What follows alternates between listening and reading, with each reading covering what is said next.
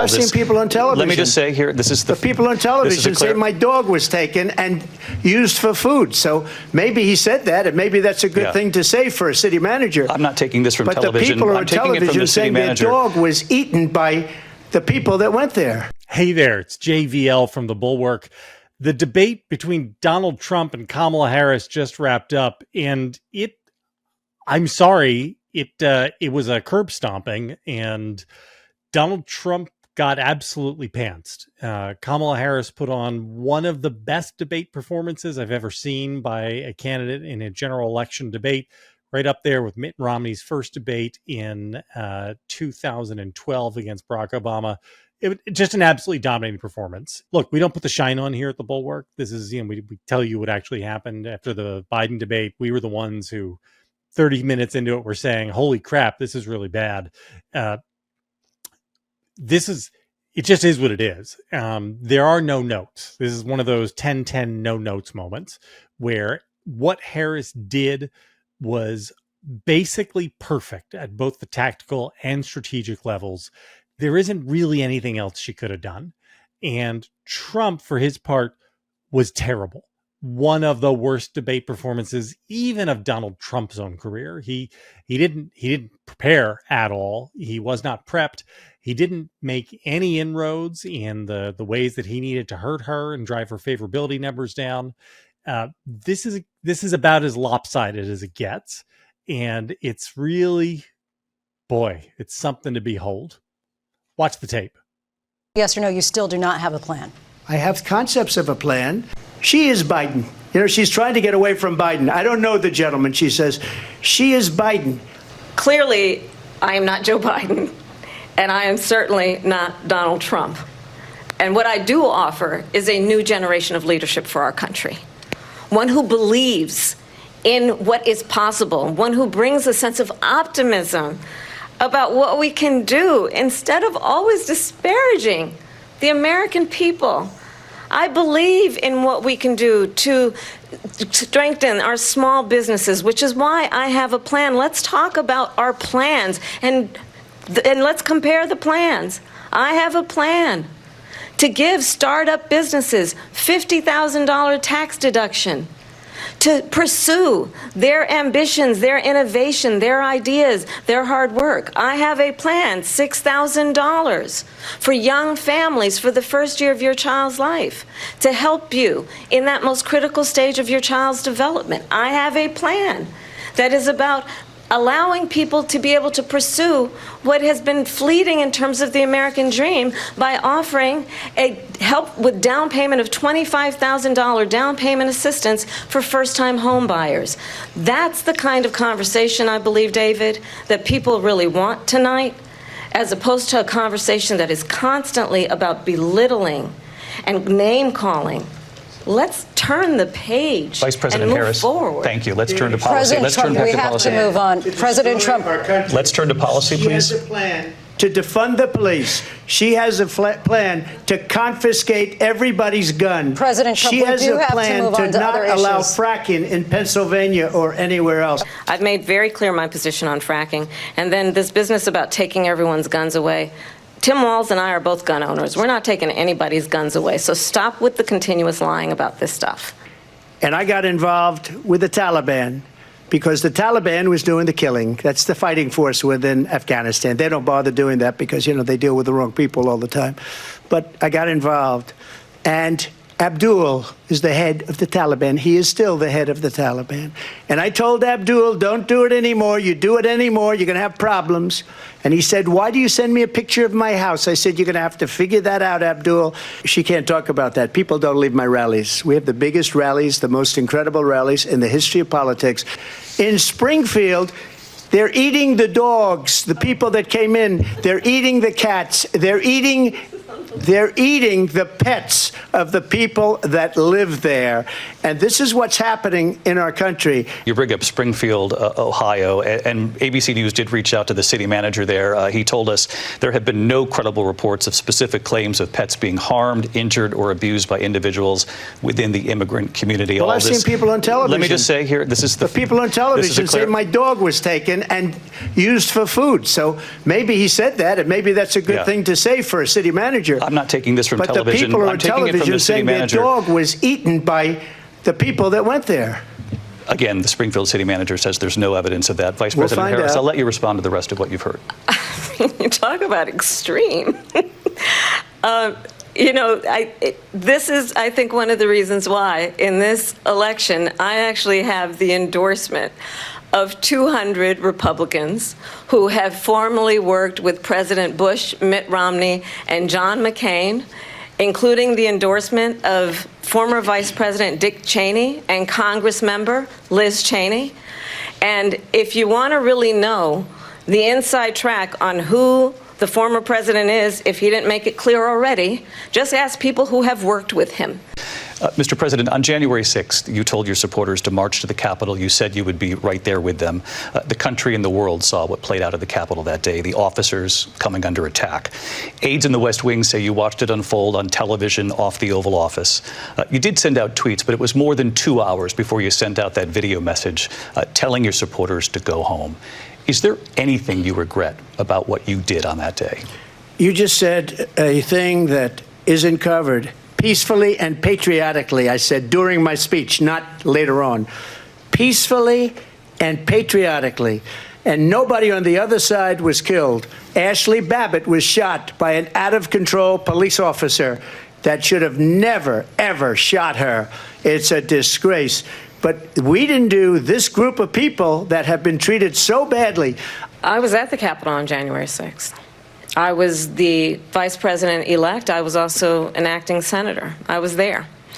And on that day, the President of the United States incited a violent mob to attack our nation's capital, to desecrate our nation's capital. On that day, 140 law enforcement officers were injured, and some died. And understand, the former president has been indicted and impeached for exactly that reason. But this is not an isolated situation. Let's remember Charlottesville, where there was a mob of people carrying tiki torches, spewing anti-Semitic hate. And what did the president then at the time say? There were fine people on each side. Let's remember that when it came to the Proud Boys, a militia, the president said, the former president said, stand back and stand by. So for everyone watching who remembers what January 6th was, I say we don't have to go back. Let's not go back. We're not going back. It's time to turn the page. And if that was a bridge too far for you, well, there is a place in our campaign for you to stand for country, to stand for our democracy, to stand for rule of law, and to end the chaos, and to end the approach that is about attacking the foundations of our democracy because you don't like the outcome. And be clear on that point. Donald Trump, the candidate, has said in this election there will be a bloodbath if this and the outcome of this election is not to his liking. Let's turn the page on this. In the past couple of weeks leading up to this debate, you have said, quote, you lost by a whisker, that you, quote, didn't quite make it, that you came up a little bit short. I said that? Are you now acknowledging that you lost in 2020? No, I don't acknowledge that at all. But I said that sarcastically. You know that.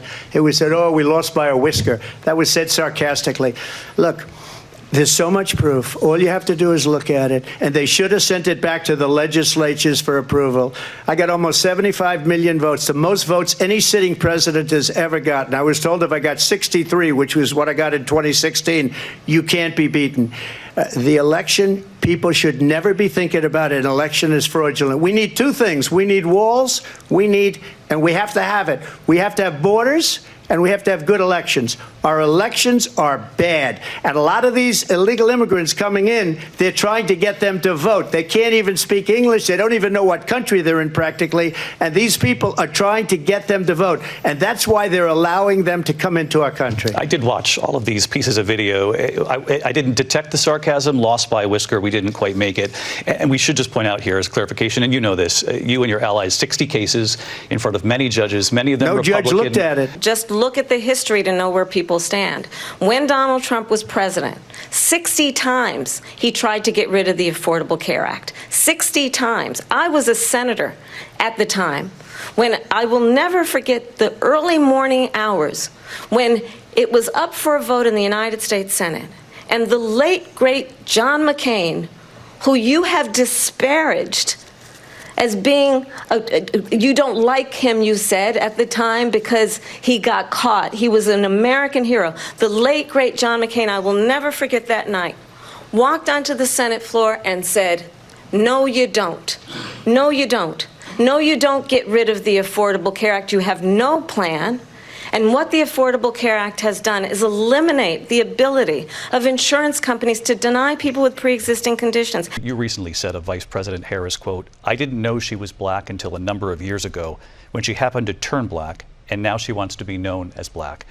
I want to ask a bigger picture question here tonight. Why do you believe it's appropriate to weigh in on the racial identity of your opponent? I don't, and I don't care. I don't care what she is. I don't care. You make a big deal out of something, I couldn't care less. Whatever she wants to be is okay with me. But those were your words, so I'm asking. asking. I don't know. I mean, all I can say is I read where she was not black, that she put out, and I'll say that. And then I read that she was black, and that's okay. Either one was okay with me. That's up to her. That's up to her. For 52 years, they've been trying to get Roe v. Wade into the states. And through the genius and heart and strength of 6 Supreme Court justices, we were able to do that. Donald Trump hand-selected 3 members of the United States Supreme Court with the intention that they would undo the protections of Roe v. Wade. And they did exactly as he intended. And now in over 20 states, there are Trump abortion bans, which make it criminal for a doctor or nurse to provide health care. In one state, it provides prison for life. Trump abortion bans that make no exception even for rape and incest, which understand what that means. A survivor of a crime of violation to their body does not have the right to make a decision about what happens to their body next. That is immoral. Yeah, so that's pretty brutal, right? A lot of that stuff that Trump said is going to turn up in Kamala Harris ads. I mean, you stood up on stage at a presidential debate and said you don't have a plan, but you have a concept of a plan. Who the hell does that? It's really bad. Kamala Harris did, again, everything she wanted to do. She was specific. She was strong. She was forward-looking. She positioned herself as, I'm on your side. This guy is only doing what he wants to do for himself. She was very, very future-oriented, talking about turning page, very focused on, again, middle-class, kitchen table issues, and was about as moderate as any Democrat is ever going to be. She talked about how she was a gun owner, talked about how she loves small businesses, talked about, trying to support police and the military and Israel. This is centrist Democratic Party right there, right down where they want to be in order to win elections and win in Wisconsin and Michigan and Pennsylvania and maybe even Georgia and North Carolina as well. One last thing. Shortly after the debate wrapped up, we got a note from America's premier childless cat lady, Taylor Swift, that she intends to vote for Kamala Harris and Tim Walz. She actually signed her thing, a childless cat lady. Again, I just don't know how tonight could have gone any worse for Donald Trump. Hit subscribe, hit like, come back to the channel, and join us over at thebulwark.com. We got a lot to go through in the next 8 weeks. Let's go through it together.